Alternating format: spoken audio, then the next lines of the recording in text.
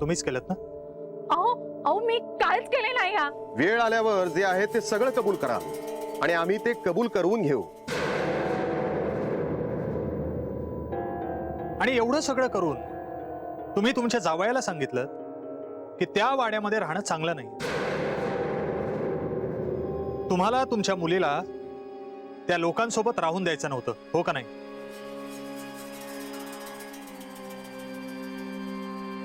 देविका नाईक, तुमच्या आईला कायदा कळत नाही बहुतेक. त्यांना समजावून सांगा, हे जादूटोणे करताना, विधी करताना कोणाच्या जीवावर बेतलं तर कायद्याप्रमाणे खूप जबर शिक्षा होऊ शकते. अहो काय बोलतास तुम्ही? मी ह्या काहीच करूक नाहीच. देविका बघू काय बोलतात ते. वहिनी, पुरावेत आमच्याकडे. खरंच माझी मोठी चूक झाली. देविका त्यांच्या घरात ठेव. अहो तुम्ही मला अगोदर सांगितलं असतास ना तर देविका त्यांच्या घरात मी दिलेच नसतं. मी फोन करते यांना. करा.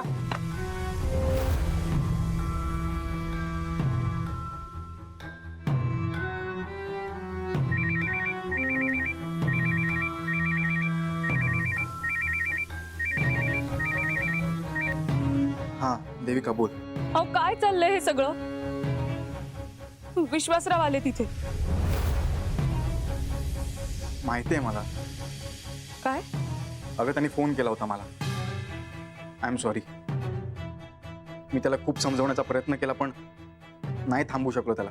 ते इथे आईवर आरोप करतायत, बाबांना प्रश्न विचारतायत. आता आपल्या घरात जे घडतंय त्याच्याशी आई बाबांचा काय संबंध? बरं बरं आपल्या घरापुरतं होतं तोपर्यंत ठीक होतं, पण तिकडे जे घडतंय त्याचा त्रास यांना का?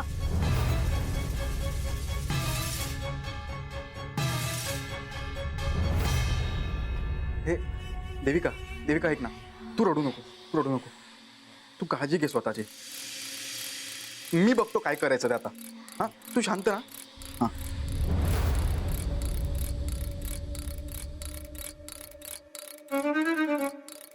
काय झालं अभिरामा? काय म्हणा होता देविका? अभिरामा, काय झालं तर सांगशील काय? विश्वास देविकाच्या घरी गेल्या चौकशी करायला. काय? त्यांका काय गरज होती थै जाऊची? अभिराम, तुला माहित होतं हे आधीपासून? हो. अरे देविकाची अवस्था काय आहे हे तुला माहितीये ना, आणि तरी तुला काय वाटतं वहिनी, मी शांत बसलो असेल का? अरे पण त्या पोटू शहाणा त्याच्या समोर हे सगळं होऊक नको. तू आत्ताच्या आता विश्वासराव फोन करून सांग थैसून जाऊ.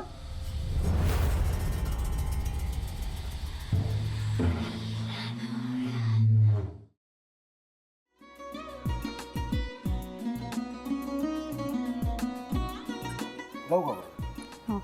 असाच लावू ना.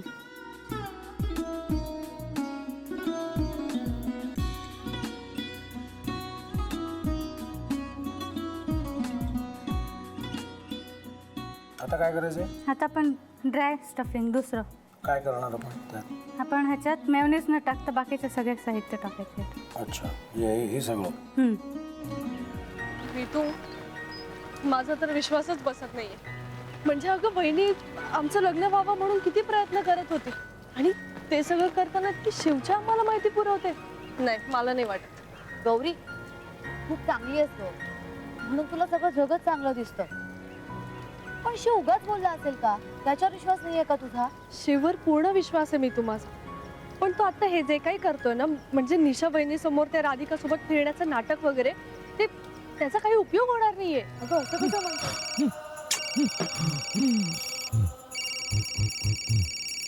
अगं नीलिमा, जतीन भाईंचा कॉल आहे. हो माहितीये. रिसीव कर ना. अगं बघ, कट झाला. आता तू रिसीव केला नाहीस म्हणून ते मला करतील. अब पुन्हा आला बघ. घे बघू. पण हे एक ना एक दिवस घडणारच होतं. आता मला कळलं तुम्ही 2 दिवस झाले काय सांगत होता ते? बनू हे संकेत असतात आणि हे ठरवून येत नसतात. मी बाहेर तुमची वाट बघते.